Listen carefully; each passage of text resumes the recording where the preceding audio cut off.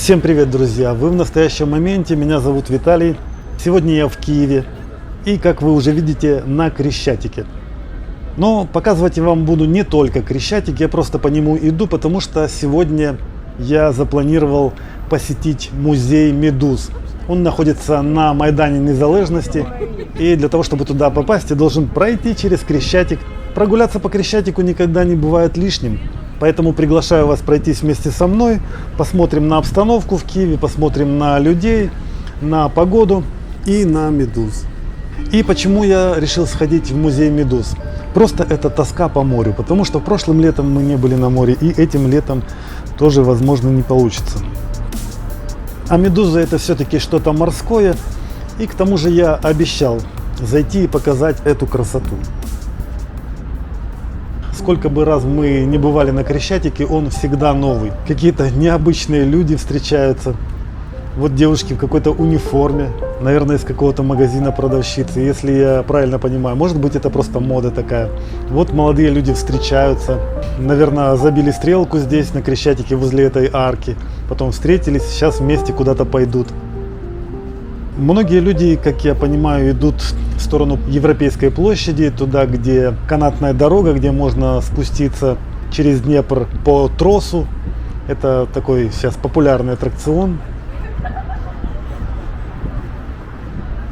Постоянно встречаются молодые люди, которые якобы хотят подарить тебе патриотическую желто-блакитную ленточку.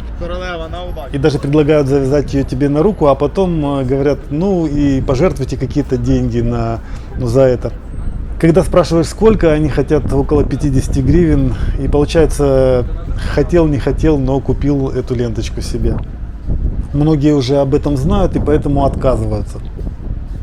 Мы сейчас подходим ко входу в метро Крещатик. Тут обычно под вечер очень шумно, людно и устраивают какие-нибудь мероприятия танцоры, музыканты. Но сейчас только 3 часа дня, и поэтому пока еще относительно спокойно здесь. Просто люди стоят у кафе, кто-то заходит в метро, кто-то выходит из метро. Вот такая вот толчья.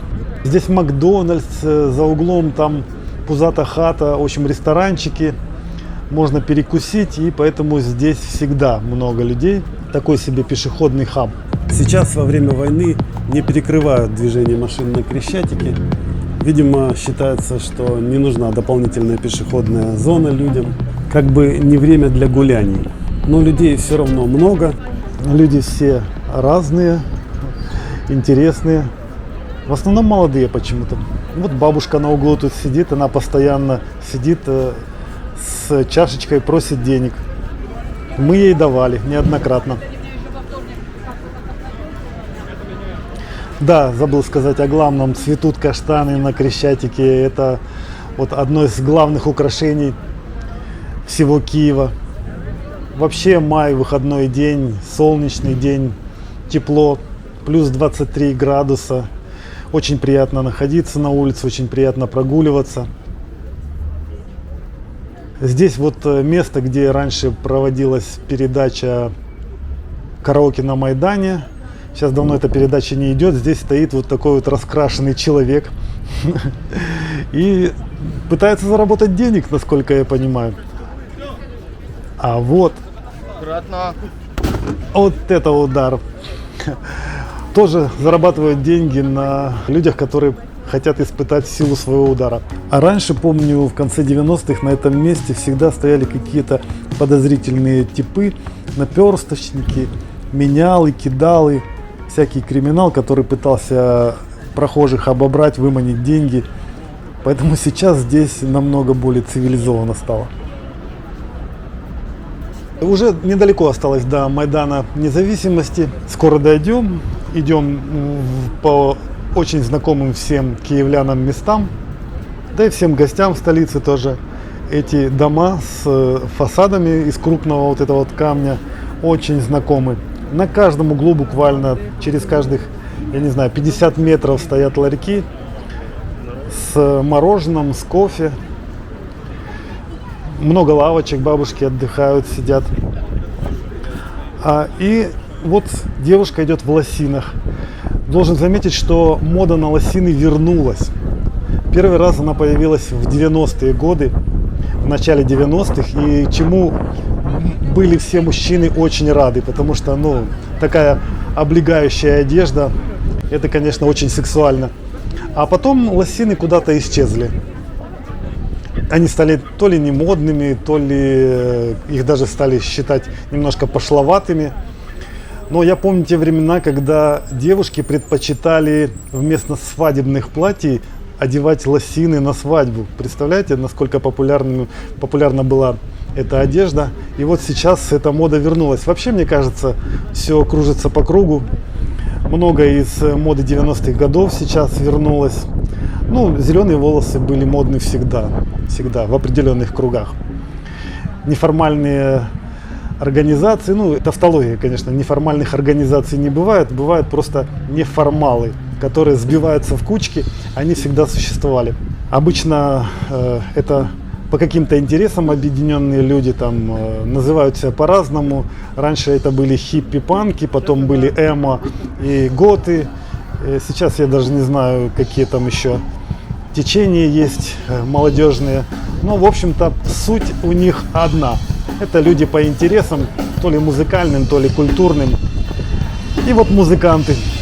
Сидит барабанщик и под минусовку бомбит на ударниках.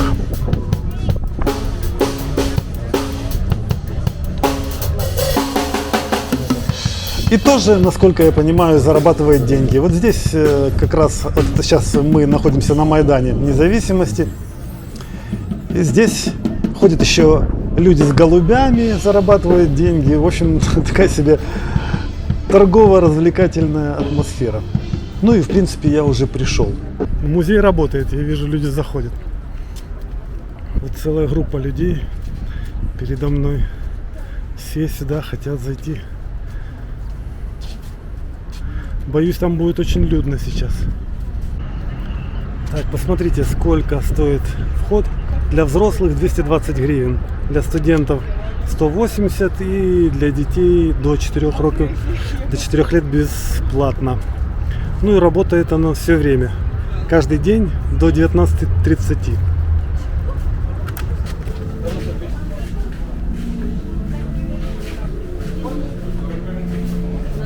Ничего себе здесь сейчас.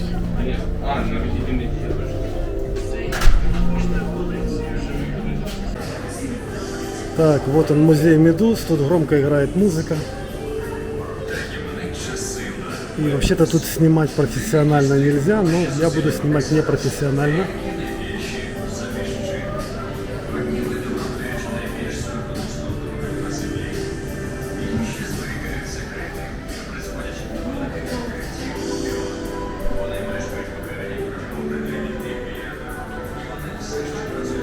Слушайте, красиво, потому что они по кругу так их водоворотом носят, эти медузы с подсветкой. Вот же Бог создал разные твари, да? Они такие маленькие по сравнению с моей рукой.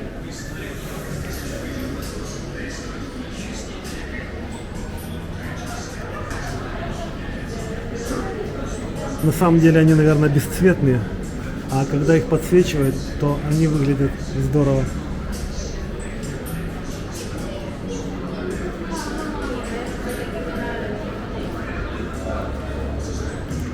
Тут про каждую медузу написана информация, можно узнавать, а потом рассматривать.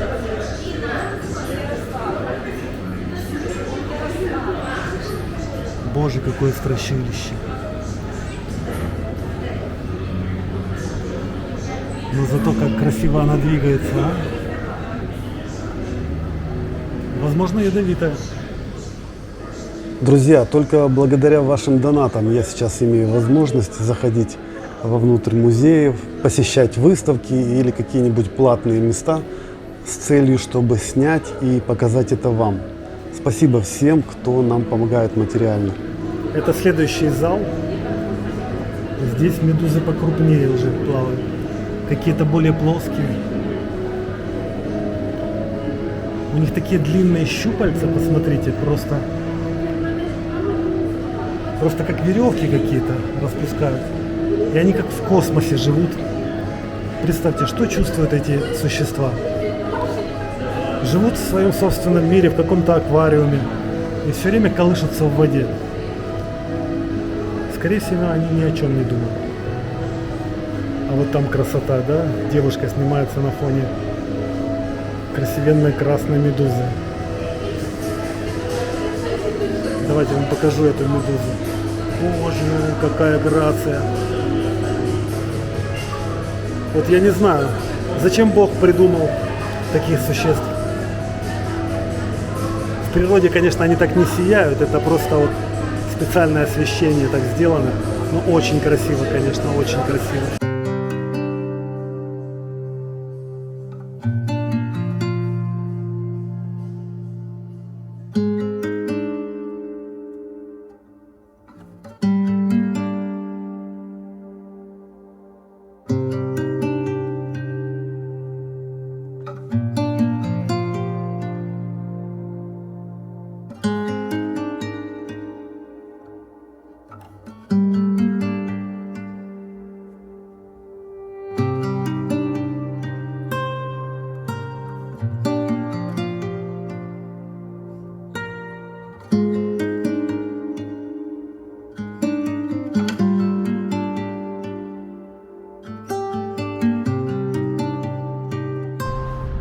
Ну что, вышел я из музея медуз.